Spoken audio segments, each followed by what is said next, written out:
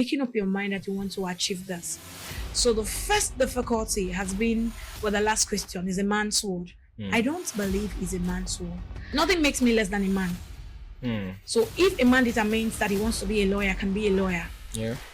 If a man can make 1 million and can make 10 million, the legal profession, and you say is a male dominated, no, it's not.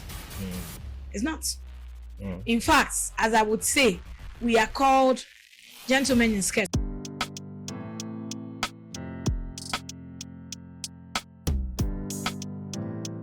All right, it feels so good to have you today on the Let's Talk Show. My name is Elvis Vitalis, and yes, today I will be talking to you guys on a lot that has to do with career.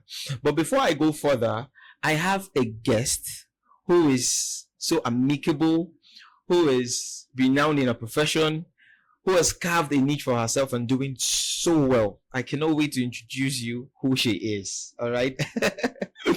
Now, let me start by giving you a tip of who she is, and of course letting you know her name, and afterwards reading you a bit of her profile that would actually guide you to knowing who she is, because I certainly know that a lot of persons will want to start googling and finding out if what I'm saying is correct. Obviously it is correct. Feel free to do the needful. Now I have with me a guest. She goes by the name Mrs. Gloria Anuri Ohia Esquire. She is a lawyer, and she is a seasoned dispute resolution practitioner with a proven track record of resolving complex disputes efficiently. And her expertise lies in a wide range of areas, which include commercial, family, construction, insurance, land and intellectual property disputes. Now, going professionally, she has earned a lot, ranging from Chartered Institute of Arbitrators, CIAROB, UK, as a member, Institute of Chartered Mediators and Conciliators, ICMC, as a faculty member, River State Multi-Door Courthouse, Accreditor, Neutral, Federal High Court of Nigeria, Accredited, Neutral, Nigeria Bar Association, National Dispute Resolution Committee as a member, Nigeria Bar Association, Port Harcourt Branch Mediation as a committee secretary. Ladies and gentlemen, I have with me in the building Mrs. Gloria Anuri Ohia Esquire. It's a pleasure having you, ma'am. It's a pleasure being here. Thank you for having me. Having read all of this you have achieved, I'd want to start with asking, how are you doing? Truly, it's a vital question to ask. Yes. You know, so many times people don't get to ask, how are you doing in return? So I'm going to answer, I'm doing greatly, thank you, and how are you too? I'm doing very fine. And the second question, how did you achieve so much? I mean, going through your profile, like I said off camera, I said, if only so many females would dare themselves to really achieve this, I certainly know that there is no limit to what they can achieve.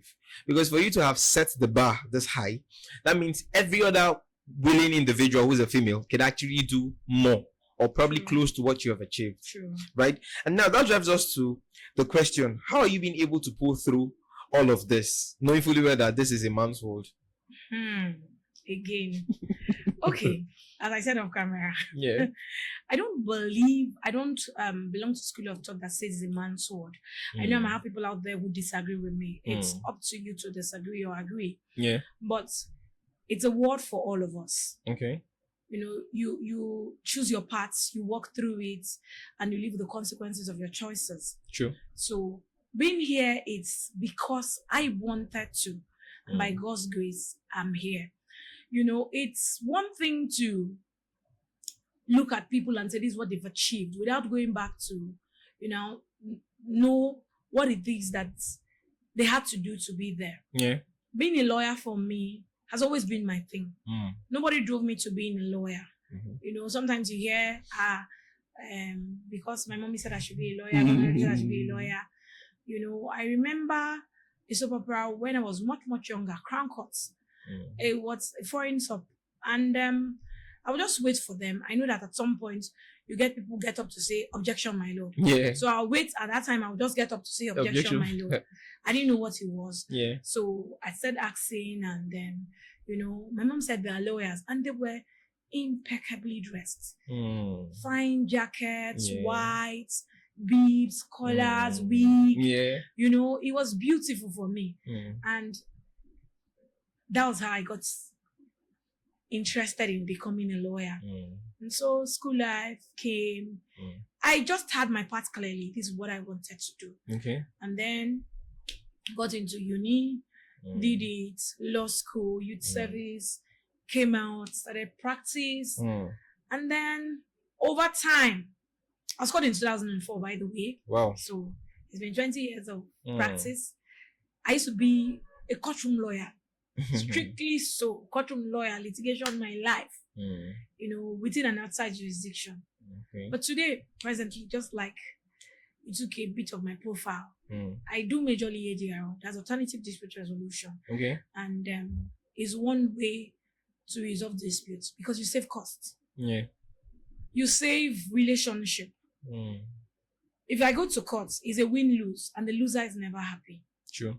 But here at the mediation place, what we do is we resolve disputes amicably. It's a win-win situation for everybody. For both parties. So we save relationships, we save costs, we save time. If the session will not hold, It's not like adjournment and all of that.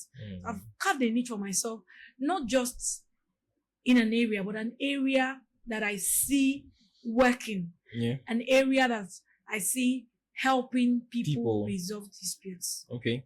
So how was it with your family, your parents? Were they so much in support of, what you were going? Because I know back then, for the bloomers, that happens to be our parents and grandparents, back then it's usually, like I said, the world for the male. Right? Most persons will be like, she's a female, she doesn't need to go to school, she should be in the farm, she should be married off and all of that. But was this same case yours? Was it different from yours? So I had parents who were educated. Okay. So my mom is still alive, so my dad was educated, and then in fact my mom was a teacher. So it was a strict home. Okay. And truth is, I belong to a family of 7. Wow. And in the 7 were 6 girls and just a brother. Wow. So going to school for the girls was a thing to do. And I guess I use this opportunity because I don't know who will be hearing me to say, it's not business as usual. It's not business as usual. I'm coordinator of African Women Lawyers, River State. And one thing I know I preach is, women, our place is not in the kitchen. Our place is not in the farm. Our place is everywhere that we want to be. Yeah. Our place is in the office. Our place is in the government house. Our place is in presidency. Our place is in the kitchen. Our place is in the maternity ward. Our place is in the market. Our place is as far as we can spread our hands if we have the opportunity to. Yeah. Oh, this is beautiful. So what has been your difficult story as a lawyer, and how did you scale through it? Difficult. Yes, because a lot of persons want to hear this part. As much as we keep reading the profile, it's very interesting, and everybody will be like, is it this easy? You have to let them know that, come on, it's not as rosy as you think. Okay, so I'll start off with determination. This is the key to success. Yeah. So it's not because it's always going to be rosy for those who are listening to me, or it's been rosy for me. If I say that, then I'm lying. It's not also a walk in the park, but then it's, like I said, making up your mind that you want to achieve this. So the first difficulty has been, the last question is a man's word. I don't believe it's a man's word. I went to an all-girls secondary school, and amongst myself, my classmate friends, I would always say, nothing makes me less than a man. So if a man determines that he wants to be a lawyer, can be a lawyer. Yeah. If a man can make $1 million and can make 10 million. So first and foremost is that struggle with being who you want to be, as against others believe that is a man's soul. Or you come to legal profession and you say it's a male dominated. No, it's not. It's not. In fact, as I would say, we are called gentlemen in skirts. So we are all men. So let's take it from that angle. All right. So dealing with that, I'm feeling like, clients come and they feel that, okay, this matter is tough. Maybe I should look for a new one. Yeah. So it was a challenge. So, but when they see that, you can crack all. So you've taken yourself out of that. Yeah. So the first challenge is putting yourself out there as, this is who I am. Yeah. I can do this irrespective of the gender. Yeah. That I'm female doesn't make me less a lawyer. Yeah. Doesn't mean that I can't achieve what you set your goals on. I should achieve. Yeah. If I were to be a male. So that's the first. Then a male could decide to hang out, see someone, get briefs there, and do things. And for a female, what are you doing here by this time of the day? No, it's not a thing. There's this, like a regimented lifestyle for a female. Like, okay, you go here from here, you go to the office, you go home, you take care of family, kids and everything, Nobody, it's work-life balance is only for the woman. For the man, his life is okay. There was no restriction. So, breaking through all of that, then when it comes to the deals in itself, some people are like, oh, this is a big deal, it should be for a male. Or this man will not agree to play ball. Just tell me what the ball is. Yeah. When we have specified what the ball is, then we are good to go. Right. Then we will know to what extent I'm willing to play. Yeah. So it's just about determining that this is what I want to do. Going ahead to do it. Doing trainings. I'm out tomorrow for CIR conference. It's only in Abuja. Okay. If a man can go for the conference, I should go for the conference. When I go to the conference, what will I do? I will network. So the challenge is when you lay back and say, okay, let them go. They are male. So you go out, you will network. We got male and female. Yeah. If it's something that is an opportunity for male, it's an opportunity for all of us. True. I'm available. So sometimes it's not making yourself available. Thinking that even to yourself, I shouldn't go this far because I'm a female. So those are the challenges, beating those odds. It's a cliche for me. But that's where we are. So living above those ties have been around us as females for some time. I can say that's been my greatest challenge, but then I've weathered the storm. I've said, a lot of time I hear people say to me, you're a strong woman. And I say, no, it's just determining that I can do this. So it's not because you won't see the challenges, but trust me, our male counterparts go through the same challenge. So it's not like it's peculiar to me because I'm female. But that I'm female has not allowed those challenges to cow me or stop me from achieving what I set to achieve. Wow, yes. You already heard that it's a mindset. So provided you have this mindset that if a man can do this, I'll do better, it will obviously take you to the greater height. So what has been your contributions about your space, especially on the NBA, the Nigeria Bar Association, the African Women Lawyer Association, ALA, and also the ADR Nigeria Bar Association? Okay, so talking about my contributions, I'm a person that believes that you should be relevant in your space.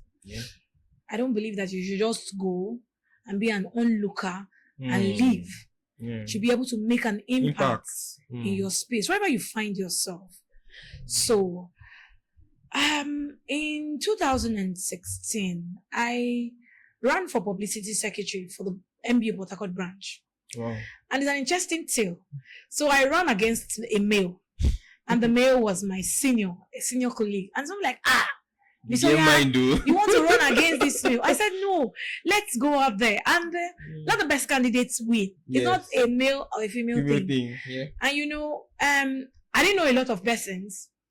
He was older at the bar, so he knew more persons if you ask me. But the manifesto changed the course of the story. And so that manifesto day, we all had a manifesto. We came out, we addressed people. And at the end of the day, we answered questions. And the rest is history. For my testimonies, I'm particular. I tell people, it's good to be thorough. Don't take anything for granted. Take care of little things, especially as female. Let's do it and get it right. the world expects that female get it right. Yeah. If they excuse the male, they will excuse us. So please get it right. It's like that. Even with my pleadings, I read through everything. I want to check. So they say, it's okay. Are you a professional? I say, leave it. It's better. And so the text messages that went out asking for votes, mine were not the regular messages. You have to read it 2 times. You read it twice. What's this woman talking about? And so what am I doing? I'm making you get interested in who is this person exactly. You need to know her.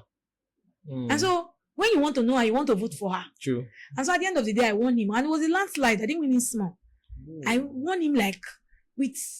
And then for 2 years, I managed the NBA branch magazine. It's called The Bar News. I was editor-in-chief. I had to source articles. And I tell you, for the first time in NBA Port Harcourt branch history, you can ask, the Bar News funded itself. Wow. So I got people to believe in the Bar News, place things on the Bar News. And our Bar News went out. While I was doing that, talking about doing things in your little corner and doing them well, little did I know. Because it was at that time that we also had national elections. So we did interviews for those who wanted to run for national offices.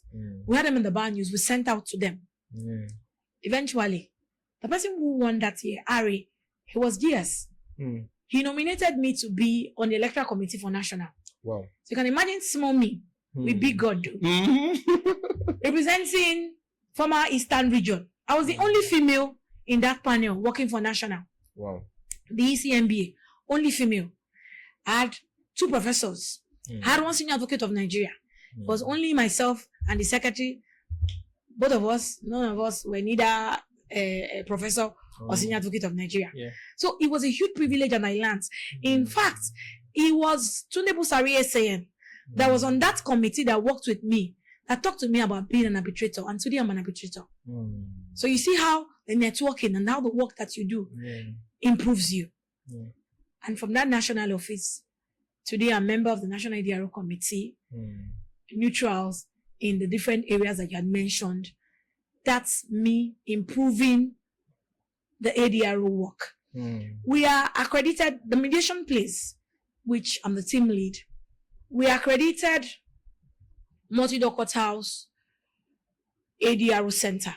Okay. The day that the chief judge, Simeon Amadi, chief judge of Rivers State, gave us a certificate, he said to everybody that the contributions that I made to even the resumption of the multi-door courthouse was huge. I wrote proposals. I thought this is best that we have a multi-door courthouse in Rivers State. Let us start. What is a multi-door courthouse? A multi-door courthouse, like the name suggests, is where you have different doors to resolving disputes. Okay. Unlike what we have, if you go to the courtroom, is litigation, one door. But the multi-door courthouse allows you to resolve disputes, whether via mediation, arbitration, early warning signs, mutual evaluation, and so many of it. There are different offices to this. Yes, different doors to resolving disputes. And you cannot talk about mediation or ADR in Rivers State today without talking about the mediation place or Gloria Ohia. So that's hard work. We didn't need, we're like a lone voice in the wilderness. Who knew me with litigation? We say, Ms. Ohia, don't, litigation will die, oh. We know you in court and now you can be, don't. But I said to them, I'm not leaving it, but I want to carve a niche for myself here. Right now, I only go to courts if it's very necessary. I know how many times I go to court, but then we're resolving disputes. Now, having moved away from the courtroom for a while, and I certainly know that your counterparts over there will definitely miss you. Do you have somebody who is filling that gap already? Of course. Of course, that's someone filling the gap. And besides, it's not like I don't go to court at all. Okay. I do if I have to. Okay. Like I said, I've done it 20 years. So, but if I tell my story of how I decided to have a niche for myself in ADRO, it's actually one that is touchy. I say it every time I do a training for ICMC, like where I'm a faculty member. So a matter came to me from a man, a true life story. And it came with WhatsApp printouts of a conversation between his wife and another man. And in one of the chats, the woman said to the man, I'm not able to come out, my husband is around. And a few other things like that. And so the man came and said, my wife is cheating on me. I'm done. And I said, for these reasons, did you talk to your wife? And he said, no, you don't know my wife. He printed them. What happened? He also taught me personal lessons. So he had his Wi-Fi on. The wife came back, went off her personal data and hooked on his Wi-Fi. And because she was feeding from it, he could see from his system everything she was doing in her WhatsApp. Of course, he printed that, invited the family, and said he was done with the marriage. And the woman was crying. And listening to that too, it was strange. Much as I was seeing the printout, I was like, is this enough for anybody to say I'm done with the marriage? Of course not. And I said to the man, can I speak to your wife? And he said, why? Please do this matter. The only thing that came to mind for me is my fellowship training for ICMC. And a particular story that came with communication. And how a woman was on a panel in school, a particular university in the East. How a young lady had accused a male of trying to molest her and take advantage of her sexually. The reports were asked to be sent to this woman on the panel. The lady sent them. And whilst the messages were coming in, her husband had the phone. And they were popping up, and he was saying things that didn't make any sense. And he asked, when she came out, what's this? And the man, oh, is that matter I told you about? So, because there had been communication had been issue, it was easy to explain the messages. So while that man showed me the WhatsApp chat, that scenario played back. And I said, could it be a question of lack of communication? So I asked, can I see your husband? The man said, no. Eventually, long story short, he allowed me to see the wife. And the wife came.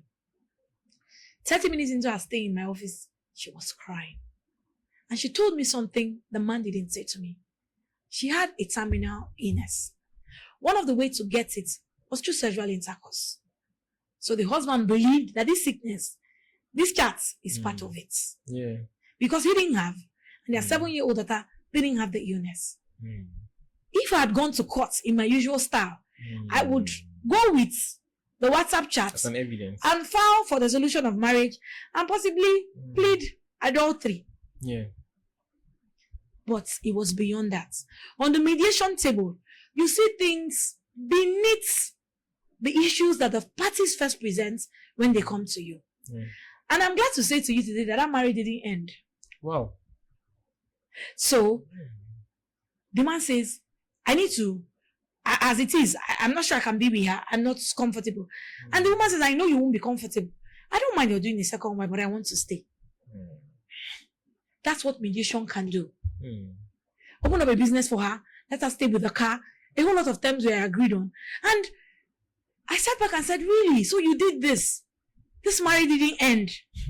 And that was my journey to the mediation story. That's how it began. Wow. All right.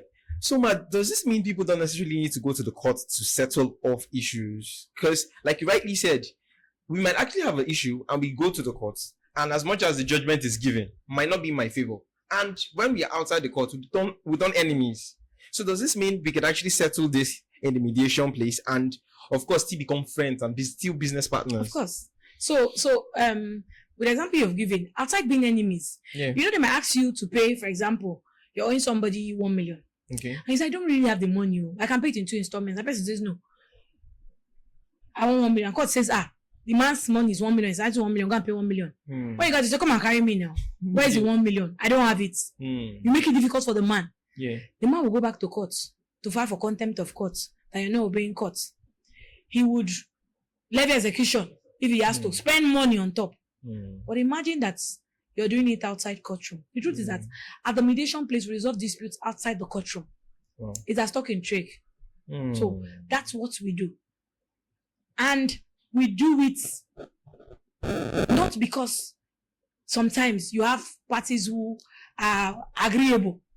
But because we are trained, if we have to break the parties, we'll break them. It's called kakusin. You find out from the party exactly what is it do you need. Okay. Sometimes I say this is what I need, but don't say okay. Sometimes I say it that this is what I need. Go back to your party, this is what this person needs. So that 1 million, for example, he wants to break it into 2 installments. No, 2 installments is not working. Okay, I'll do a one-off for 800. Okay. And the man says, okay, it's fine. Let me go and look for the money. Or the 2 installments. Now, the beautiful thing about it is, it has the efficacy of a court judgment. Why? Once you're done, you have what is called the settlement agreement. Okay. Once you have the settlement agreement, it is entered. The mediator signs, you sign. If you want to register the multi-door courthouse, you register it. The ADR judge signs. So the same way your court judgment is enforceable, that's how that settlement agreement becomes enforceable. Wow. You don't go to courts. It's cheaper. It saves time. There's only for adjournment when you There's only for adjournment. If court will not sit, now not court, if the session will not hold, you'll be informed that the session will not hold. Just for instance, when they say the court they've gone for recess, it does not apply to it does not apply. And besides, there's no starting de novo. You know how you'd have done a matter. I have one that I have in Eket, 2016 matter. As I speak to you, starting de novo. We are beginning afresh. Why? Because the judge has retired. So everything we did in 2016 is thrown away. So we're starting afresh, all over. To call witnesses, to tender documents, to travel through that bad road. But I know the session, it's first and foremost in a serene environment. You choose where you want to, depending on how many parties you have. Okay. They choose who their mediators will be. When you're at the mediation place, we'll have a list of our mediators. Their areas of specialization. So you pick. You make a choice. Not like you want to CJ will assign your matter to the judge, whether you like the judge or don't like the judge. You pick. And besides, another beautiful thing is that you also reschedule with your timing. You could do weekend hearing. I'm not free during the week. It could be evening. You could do online. This man is in Lagos. I'm here. So we do online. We'll pick a date and everybody meets. And then resolve the disputes. I hear you, you hear me. And then the most beautiful thing for me that we do is post-mediation. A lot of times, the things that we go through is out of trauma, out of depression, especially when it's a family matter. Yeah. Like that lady. So, find a situation where I see that this person has been traumatized. The person doesn't shout just because the person wants to shout. Something triggers it. Wow, this is beautiful. This is beautiful. Of course, to our beautiful listeners and viewers who probably have not really come across this is an opportunity for you to actually try this. And with so many testimonies on their platform, it certainly will wow you. And I'm moving forward to the question, how have you been able to, fix yourself everywhere? Try to put balance, try to create a balance between your work, your business, your personal life. How? Sometimes I look at it and be like, is this even possible? Going by your profile, would you even be sleeping complete 8 hours? How do you even do this? Work-life balance for me, it's everything. It's everything. Okay, so my last child is 13. Okay. And she started school. It was crèche though, at 4 months. Wow. Why? Because I needed to be at work. It's different today. They are big girls. And I had a boss at the time when I was still making babies. So my first antenatal I did Tuesday. And because at the beginning of the week, I will go back to the office. I readjusted. We're talking about balance. Yeah. So you readjust. Work-life balance is readjusting, adjusting, learning, relearning, unlearning, till you find what works for you. True. And so for the other, I did Friday. So from antenatal, I've gone home. I knew what works for you. From school runs. Afternoon. I know what far to take home. I know that, okay, right now I would hardly take work home unless the pressure is. But then I will take home because I have target to meet. Okay. So once I'm done with the kids, put everybody, I've settled hobby, settled the children, home front ready, I lock up. And off I go. I have to finish and come out. Wow. The times when I did outside jurisdiction, like Bayelsa, I will get to Bayelsa before 9. Wow. Yes, meet up with cost, drop my kids and meet up. When I have to carry sterilizing kits, carry this, carry that, carry change of clothes, carry diaper, if I'm not coming back, I'm calling, please, I'm not coming by 3 today, I'll come by 4. So knowing that I have a target, I'll meet up. As I said earlier, I find it offensive when I hear that female lawyers are not employed because there's a tendency they will get married, get pregnant, or you ask somebody, are you married? Or do you have children? It offends me. Because I'm a living example that I was still making babies when I was working. I was working before I got married. Didn't stop it. I made my children and it didn't stop work. In fact, my children are all the motivation I need to work hard. Wow. Because they look up to you. Yeah, true. Male or female, you're their role model. The first role model. So you don't have any excuse to fail. I speak to every woman out there. You don't have any excuse to fail. Your children cannot be excused. If you can't cope at the moment, look for something that engages you and keeps you busy. At the time when they are up that you can take them to school or whatever, you must, of course, have some consensus with your spouse. So beginning, even before you marry, let's now say it, you cannot be with someone who does not encourage your aspirations, your visions, your dreams. So let it be the first basis of discussion. There are things that love cannot put through. My definition of love is understanding obligations and limitations. I'm obligated to do this. And I can't do this. These are my limits because I'm married. That's love for me. Mutual respect. It's beyond emotions. Emotions will not carry you. That's the truth. So knowing that this is what I should do. And so this is my spouse to be. I'm engaging you. This is what I want to do. This is how far I want to go. Will I get your support? Let me get your own too. And let me be able to support you. It's a mutual thing. So with that support, you'll be able to do your thing. So I try to balance it. I don't let anything suffer. Today, I resumed work at about 11. Ordinarily, I resume work at 8. Why? Because I'm traveling tomorrow. It's a big long conference. As I get back, my kids are going back to school. So that was me trying to balance everything. Trying to balance the thing. Like, okay, what do we need to do? What is this? Okay, any challenge with this? We've been at home all through the weekend though. But still, making them understand, I'm doing this for you. I'm giving that child a sense of belonging. It's not just her weekend because she was at home. She's giving me this time. And that's because I'm not in court today. I don't have any session this morning. My first appointment was for 11. So, because I know I will keep it, I had to do that. While I'm away, they understand that our mommy has given us time. I will call home. I'll find out how you are doing. I'll put everything in place. In the office, I'll put everything in place. You will do this. While I'm away, I'm monitoring your tax. Give me reports on this. So nothing suffers. At the end of the day, it's creating balance. Nothing suffers. Within your means. Then, of course, you take care of yourself. I have my cheat days, things I do to relax. And so I just do them. In everything, you juggle, work, life, family, and then you create balance. So it's possible. Very possible. Okay. Very possible. You already heard her how she does it.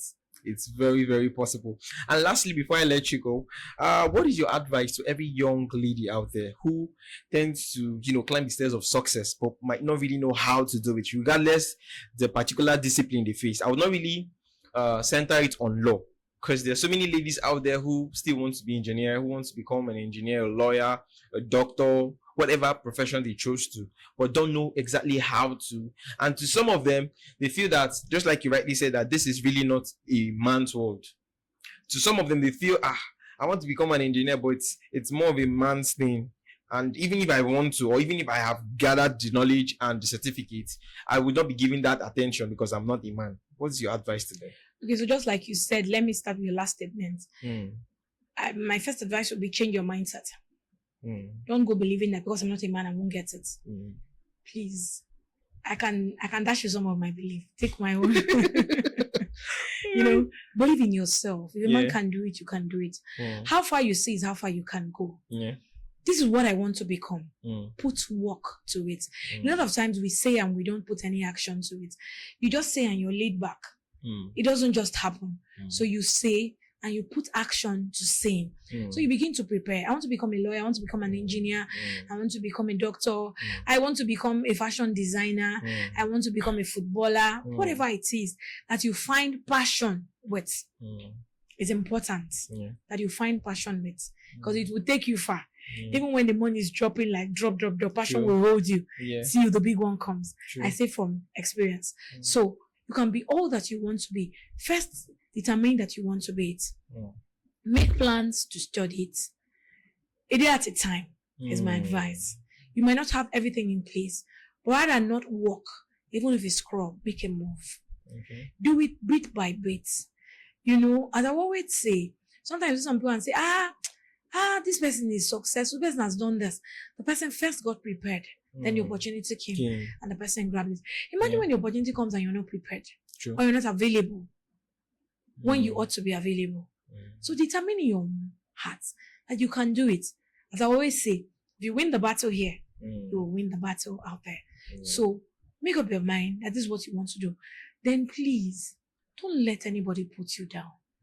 Don't take anything because I'm a woman.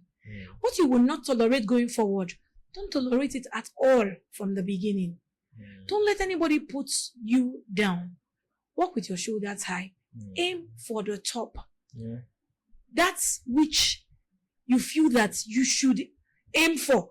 Don't say because I'm anybody say, whether at home, whether in school, whether at workplace, anybody says you're a woman, I better calm down. And answer the person, I'm a woman and so I can do it. I want to. Seize the opportunities you have at training. Don't be idle. You have a lot of free trainings online.